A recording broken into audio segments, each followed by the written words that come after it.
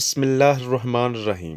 السلام علیکم معزز خواتین و حضرات، ویلکم بائی ٹاپ نونر چینل۔ امید ہے آپ سب خیریت سے ہوں گے۔ حضرت سعید بن زبیر جو کہ ایک طبی بزرگ تھے، انہوں نے ایک دن ممبر پر بیٹھے ہوئے یہ الفاظ ادا کیے کہ حجاج ایک ظالم شخص ہے۔ ادھر حجاج کو پتہ چلا کہ آپ میرے بارے میں، میری شخصیت کے بارے میں ایسا گمان یا خیال رکھتے ہیں، تو اس نے حضرت سعید بن زبیر کو اپنے دربار میں بلایا اور پوچھا، کیا آپ نے میرے بارے میں ایسی باتیں بولی ہیں؟ تو اس طرح آپ نے فرمایا، بالکل، میں نے ایسی باتیں کہی ہیں کہ تو ایک ظالم شخص ہے۔ حجاج کا رنگ سنتے ہی سرخ ہو گیا اور ساتھ ہی آپ کو شہید کرنے کا حکم جاری کر دیا۔ جب سپاہی آپ کو شہید کرنے کے لیے دربار سے باہر لے کر نکلے تو آپ مسکرا دیے۔ حجاج کو یہ بات ناگوار گزری اور اس نے پوچھا، کیوں مسکرا رہے ہو؟ تو آپ نے جواب دیا، میں تمہاری بے وقوفی پر مسکرا رہا ہوں اور جو اللہ تعالیٰ تمہیں ڈھیل دے رہا ہے اس پر مسکرا رہا ہوں۔ حجاج بن یوسف نے پھر حکم دیا، اسے میرے سامنے ذبح کرو۔ جب خنجر گلے پر رکھا گیا، آپ نے اپنا منہ قبلہ رخ کر لیا اور یہ الفاظ کہے، اے اللہ، میرا چہرہ تیری طرف ہے، تیری رضا پر راضی ہوں۔ یہ حجاج نہ تو موت کا مالک ہے، نہ ہی زندگی کا۔ جب حجاج بن یوسف نے یہ الفاظ سنے اور بولا کہ اس کا رخ قبلہ کی طرف سے پھیر دو، جب چہرہ قبلہ کی طرف سے پھیرا گیا، آپ نے فرمایا، یا اللہ، رخ جدھر بھی ہو تو ہر جگہ موجود ہے، مشرق و مغرب ہر طرف تیری ہی حکمرانی ہے۔ میری دعا ہے کہ میرا قتل اس کا آخری ظلم ہو۔ اے میرے خدا، میرے بعد اسے کسی پر مسلط نہ فرمانا۔ خواتین و حضرات، جب آپ کی زبان سے یہ جملہ ادا ہوا تو ساتھ ہی آپ کو شہید کر دیا گیا اور اتنا خون نکلا کہ دربار تر ہو گیا۔ وہاں پر موجود ایک دانا آدمی بولا کہ اتنا خون تب نکلتا ہے جب کوئی خوشی خوشی مسکراتا ہوا اللہ کی رضا پر راضی ہو جاتا ہے۔ ناظرین گرامی، حجاج بن یوسف کے نام سے سب واقف ہیں۔ حجاج کو عبد المالک نے مکہ، مدینہ، طائف اور یمن کا نائب مقرر کیا تھا اور اپنے بھائی بشر کی موت کے بعد اسے عراق بھیج دیا گیا، جہاں سے وہ کوفہ میں داخل ہوا۔ ان علاقوں میں 20 سال تک حجاج کا عمل دخل رہا اور اس نے کوفے میں بیٹھ کر زبردست فتوحات حاصل کی۔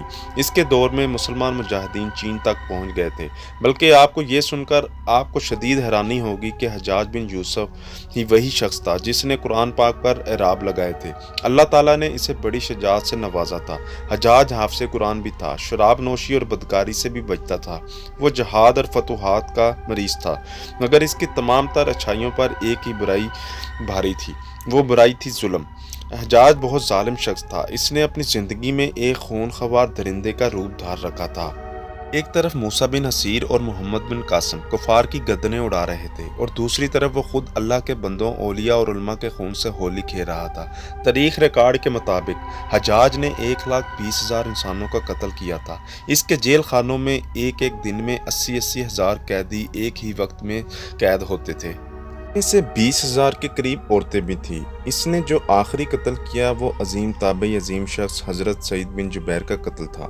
ناظرین کرام، بیان ہوتا ہے انہیں شہید کرنے کے بعد حجاج پر وحشت سوار ہو گئی تھی اور وہ نفسیاتی مریض بن چکا تھا۔ حجاج جب بھی سوتا، حضرت سعید بن جبیر اس کے خواب میں آ کر اس کا دامن پکڑ کر کہتے، اے دشمن خدا، تو نے مجھے کیوں قتل کیا؟ میں نے تیرا کیا بگاڑا تھا؟ جواب میں حجاج کہتا کہ مجھے اور سعید کو کیا ہو گیا ہے۔ اس کے ساتھ ساتھ حجاج کو ایک مہلک بیماری بھی لگ گئی۔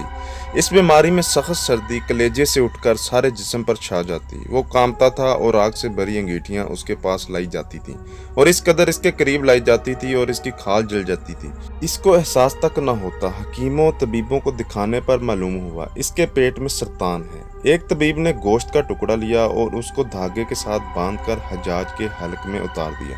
تھوڑی دیر بعد دھاگے کو کھینچا گیا، گوشت کے ٹکڑے کے ساتھ بہت ہی عجیب نسل کے کیڑے چمٹے ہوئے تھے۔ اتنی بدبو تھی جو پوری ایک مربع میل کے فاصلے پر پھیل گئی۔ درباری اٹھ کر بھاگ گئے، حکیم بھی بھاگنے لگا۔ حجاج بولا، تو کدھر جاتا ہے؟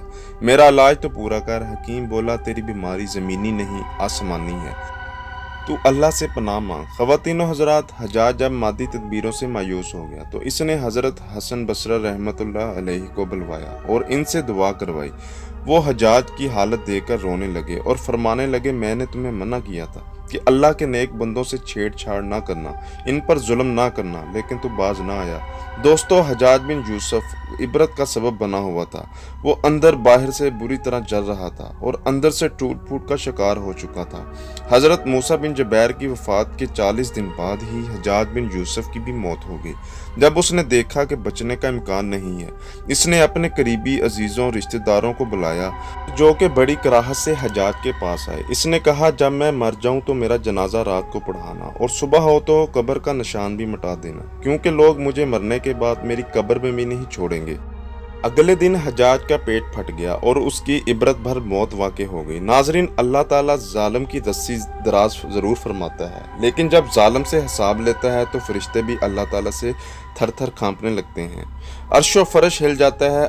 आखिर में दुआ है, अल्लाह ताला जालिमों के जुल्म से हम सबको महफूज फरमाए। आमीन सुम्मा आमीन। इसके साथ ही हमारी वीडियो का इख्तिताम होता है। दोस्तों, अगर आपको वीडियो पसंद आई है, शेयर करना मत भूलिएगा और कमेंट्स में लाजमी बताइएगा कि आपको वीडियो कैसी लगी है। और जो मेरे भाई चैनल पर नए हैं, चैनल को सब्सक्राइब करना मत भूलिएगा, ताकि हर नई आने वाली वीडियो का नोटिफिकेशन आपको मिल सके। अल्लाह हाफिज़।